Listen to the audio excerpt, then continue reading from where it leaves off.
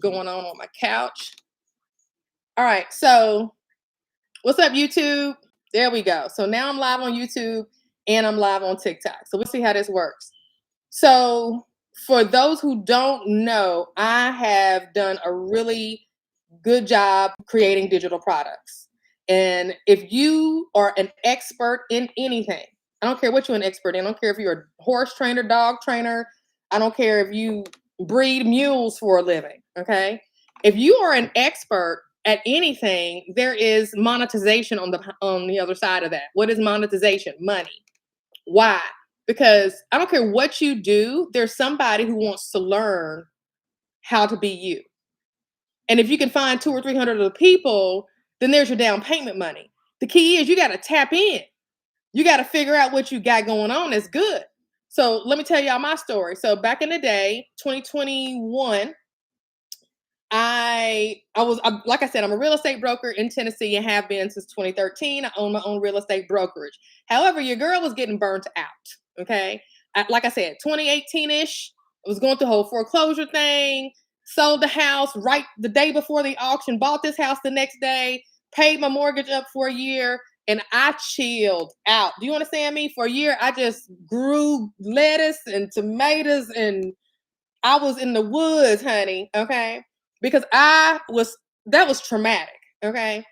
So real estate and everything about real estate was starting to burn me out. So the whole farming coming into play, it was just a breath of fresh air. I just really just kind of relaxed, related, release. However, if you know anything about farming, you know you don't make no money.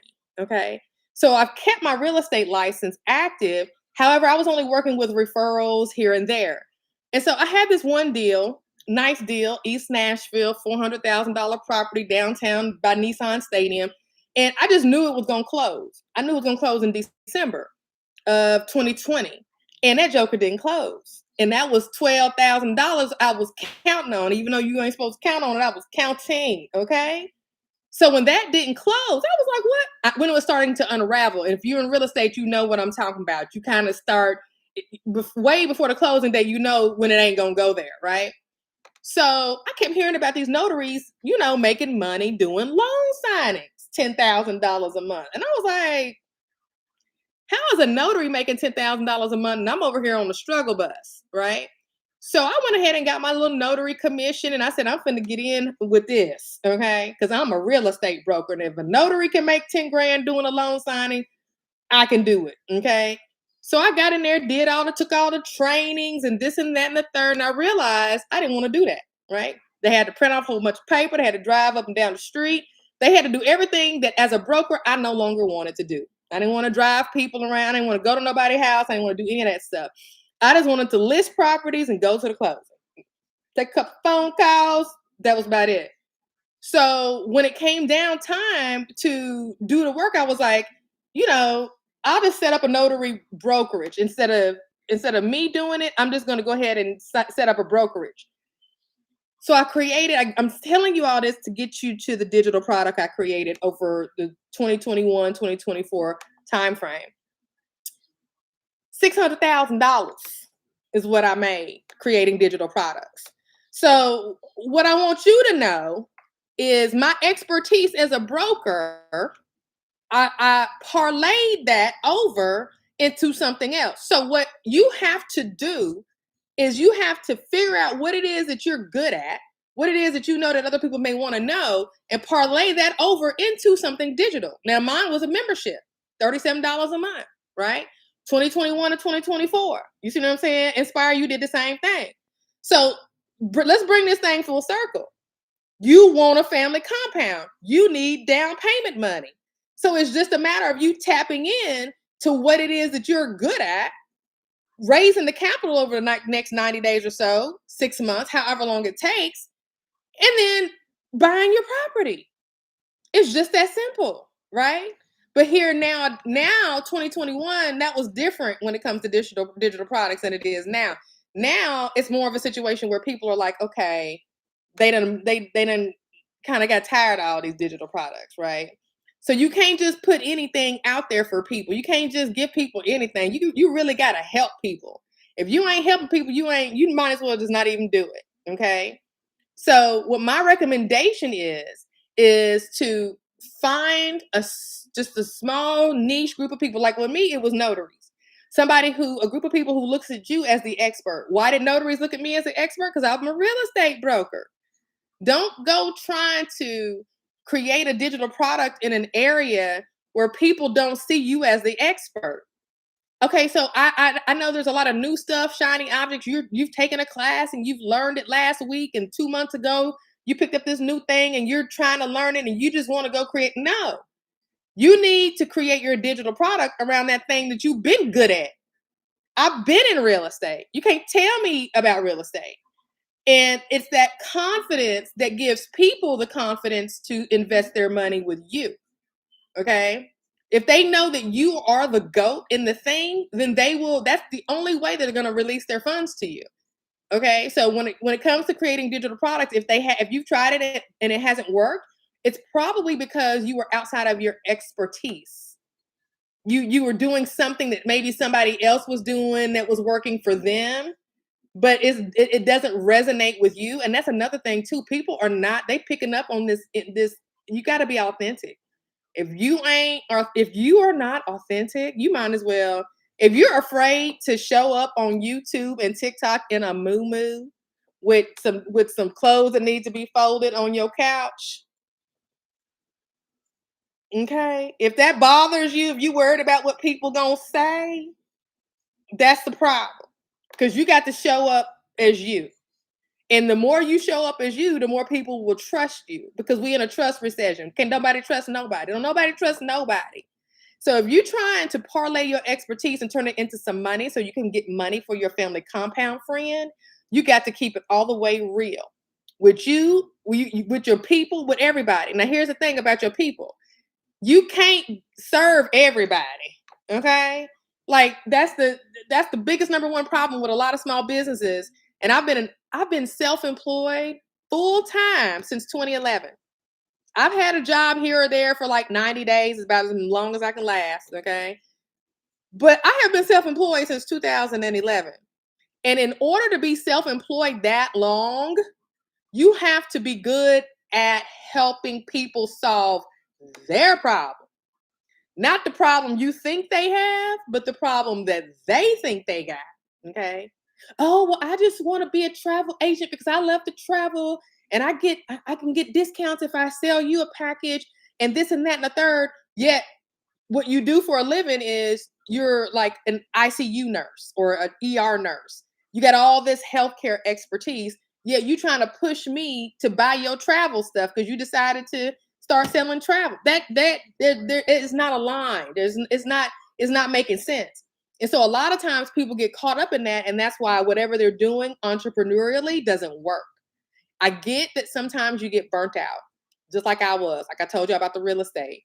I was burnt out on real estate. I wrote a book about it, honey. I self-published it. Ain't nobody read the book. Burnt Out Broker. That was the name of my book. Okay. Matter of fact, soon as I wrote a book, I got a burnt out listing. The girl's boyfriend tried to burn their house down, honey. And I was like, oh, this is a sign. The book is gonna be successful. I got a burnt out listing and I'm the burnt out broker. Anyway, sold that house, by the way, over asking. But my point to you is this: stay in your lane. When you in your lane, you talk different, you walk different. You know what I'm saying? When I'm talking about real estate, it's like, what? You can wake me up at 1 o'clock in the morning, baby. What you want to talk about? Okay. Because there's nothing about real estate that I'm not. Listen, I am a lifelong learner and there's always room to grow. I'm not saying I know everything. Thank you, Holy Spirit. Let me calm it down. But I knows a lot about real estate. Okay. So what is it that you good at? Right? Because if this family compound is serious to you, if what's happening in the world is really starting to get at you, if you don't want to, have to deal with the next recall of radioactive shrimp, okay, or $6 dozen eggs, and you really start to do something about it, and y'all check it. Like, this is what I feel. I'm gonna tell y'all how I really feel. I hope they don't shut me down, okay? I feel like if we just start to unplug from the system and keep our money in our pockets and stop feeding they greedy asses, okay? Can I talk to you for a second? I feel like if we buy some land and grow our own stuff and get back to a time and place where the neighbor got the eggs and you got the this and they got the, and I know that's not a perfect system, and I understand we still need, regional producers to do things at scale. I get that, but I feel like if more of us was to just unplug, because we don't need half of this stuff that we buy. It's all being we're fueling these greedy monsters, is what we're doing, and buying land and being self sufficient is the biggest fu to the system. But you're not gonna get the land unless you got some money. And the money you got coming in from your job or your side hustle or whatever you got going on right now is already allocated. So you have to think outside of the box to get this money in order to get your family compound. Okay? You're going to have to tap in all the way to whatever it is that you're good at so that you can get the money out of the market. Because let me tell you, in 2021, when that deal was falling apart with me, and I switched gears over into the notary space, and I set up a membership called Notary Nerds University, and I charged $37 a month, and them $10,000 months and them $20,000 months started hitting, baby. What? I was like, where in the world did this money come? I was working way too hard. Okay. But that was the thing. If I hadn't have pivoted and and turned my expertise into a solution for people who were having a problem, people who saw me as the expert, well, Monica, what problem did they have? Well, when they were doing the loan signings, it was during COVID. They didn't want to go in these people's houses and these assisted living facilities and do these loan signings. They wanted other ways to monetize their notary commission. And I realized that because I was recruiting for my brokerage, my notary brokerage, and in my little Facebook group, they was all complaining about the same thing. So I was like, bet.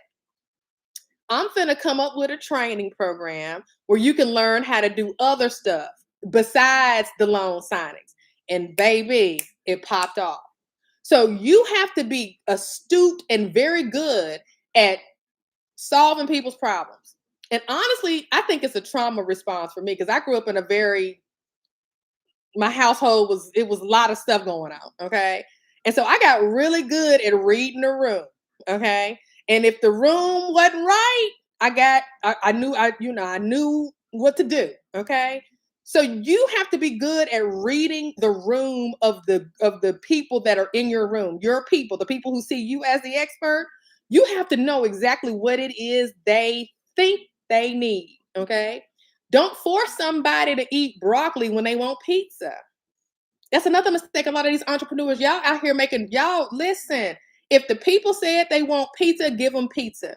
But they really need broccoli. Broccoli's got more fiber and it's healthier for them. Baby, get a people some broccoli infused pizza. Okay? And I say that metaphorically in terms of if they think they need one thing, give them that. And as the expert that they need something else, just infuse what you know they need into what they think they need. Because you're not going to make anybody give you their money. Okay? So I'm here to talk to you guys about this money piece for this family compound, right? That's what this is all about. I want you to know that there are ways for you to raise capital for your family compound that are non-traditional. Yes, you can go Uber. Yes, you can go Lyft. Yes, you can do all sorts of different things. But the easiest way, because everybody's trying to search for a solution, YouTube, okay? Every single body on here been on YouTube this week. Say you ain't. I wish you would. Please tell me you ain't been on YouTube this week. You've been on YouTube this week, okay? For something, okay? I don't care if you listen to a song, you was listening to smooth jazz, you was on YouTube, okay? YouTube solved the problem for you this week. People are constantly, it is the number 2 search engine in the world behind Google, okay? Facebook is third. It's Google, then it's YouTube, then it's Facebook. People are constantly searching for solutions. And so if you are uniquely positioned because of your years of expertise, 10 years been doing this, 15 years been doing that, if you are uniquely positioned to be able to solve a special group of people's problems, then friend, you got some money. You have money. I don't know what to tell you. You got some money. And for this family compound, what I need for you to get is 10 grand. So let me tell y'all about my first client. So if you don't know, I've got this thing where I'm trying to help people get their family compound. So I'm gonna do it for you. Okay. I'm gonna find the land. I'm gonna negotiate directly with the seller because no, you do not know what you're doing. Okay. Owner financing negotiations is not HGTV. It's not a traditional real estate transaction.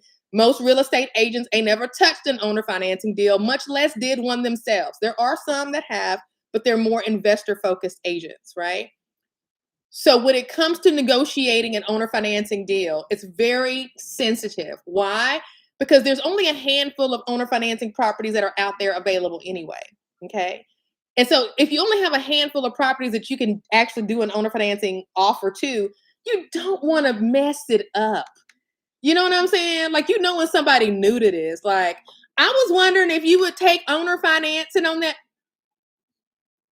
Done. You never, that's a rookie move. You know what I'm saying? You never ask for owner financing. That's the number one rule. The number two rule is you don't negotiate price. You know what I'm saying? That's why when you pick a real estate agent to work with you on an owner financing deal, you gotta be careful. Because the first thing an agent is gonna do, God love us, okay, is negotiate price. Well, I think they need to take this because this is just, oh my gosh, this is just, you know, you need to get, baby, they finna mess you up. Okay. You got a handful of properties that you can do this with, and they finna mess it up on this. You can't negotiate like a regular transaction on an owner financing deal. Okay. So I find your property with you, me and you. We do Zooms with me and your family, whoever's gonna be on your compound. We're gonna do Zoom meetings. We're gonna talk on the phone. We're gonna figure out what you need. I'm gonna find it. And then I'm gonna check your pockets, make sure you're good before we start making an offer. Okay. And then we're gonna make an offer, and I'm gonna do the negotiations based on what you need and want in the situation. Okay.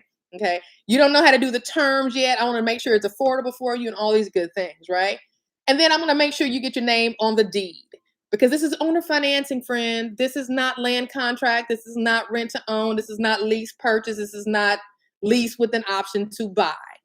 Your name is going on the deed at the closing table, just like mine did. Okay.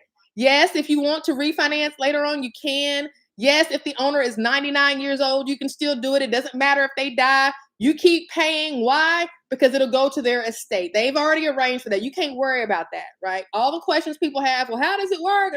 You pay your mortgage. And if you don't pay your mortgage, you'll get foreclosed on, just like any other mortgage. Okay. The only difference is you're going through the seller instead of going through the bank. No credit pull. In most cases, some of these sellers I'm starting to see trying to pull credit, but they better be careful because there's a lot of federal regulations when you start pulling people's credit. And if there's an adverse action, an adverse decision made, they better make sure they do it right. So most of these people that are doing owner financing, if they're pulling credit, they're stepping into territory that they better be careful about because there's a whole bunch of liabilities in the consumer protection area if they don't approve you and they don't notify you in the right way. So a lot of them just don't even worry with it. That's why they don't pull credit. But when you find somebody that does, let me tell you, they better be careful. Okay. So if you're a seller out there and you listening to me and you thinking about doing owner financing and you want somebody with good credit, that's your right. But you better look up your federal laws before you start pulling people's credits. And then if you don't give them anything or don't extend them credit, make sure you give them the correct notifications. Okay. That made me get off track. But my bottom line is this: I do all of that. Okay. Now I have done it for myself, and I don't know how many videos on TikTok. I don't know how many videos I have done on YouTube. Okay. But for whatever reason, I need testimonials. Okay. So what I'm doing is I'm taking my property acquisition fee of $7,500 and I'm knocking it down to $500. And that's for 20 people because, that's working with you for a year. And That's below minimum wage, mind you. Okay. That's below. But why am I doing that? Because you are going to let me document your journey. You're going to let me get video testimonials. You're going to give me a written testimonial, baby. You're going to give me everything so that I can start telling people that this is something that they can do. So I already got 4 people, right? So let me tell you about what I got going on. So I got a new auntie, 2 new nephews, and a niece. So my niece, her and her sisters, we're going to be meeting on Tuesday of next week, Tuesday evening, and we're going to start her search. I don't know where yet, but we're going to start their search. My nephew is in Michigan. He has a beautiful family, and we've already talked, and we're meeting next week too, and we're going to do our Zoom. They're going to get, so the thing is, once you hire me, what's going to happen is we're going to be in constant communication for this year so that I can get you into a property without a bank. Okay.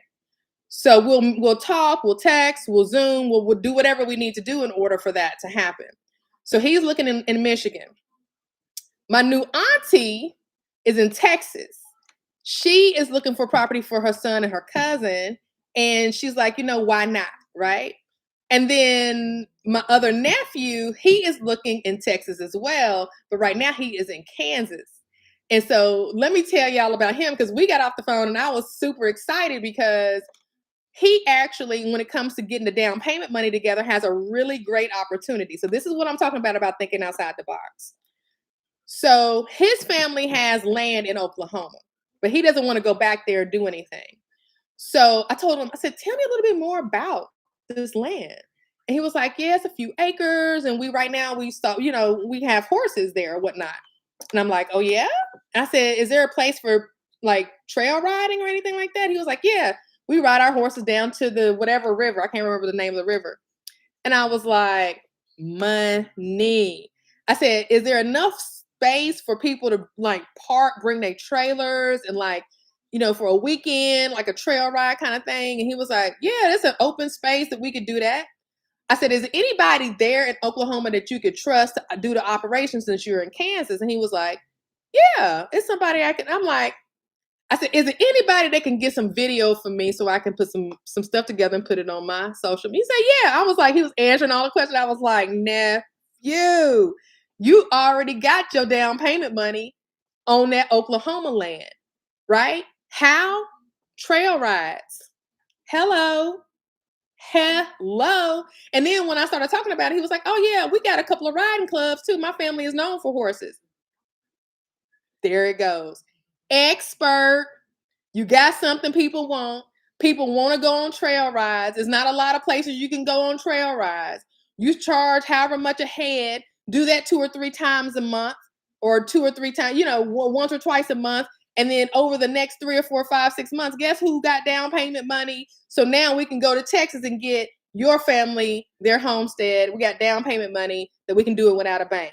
We can work something. We got cash that we can play with. You see what I'm saying? That's what I do. That's what I do. So what I want you to do is to start to think about what it is that you're good at. Because God didn't give it to you all the years you did, the school you went to, the jobs you have worked. You think that was by happenstance? It's not. Listen, I went to Austin Peay, got a degree in business. It wasn't by mistake that I chose finance as my concentration.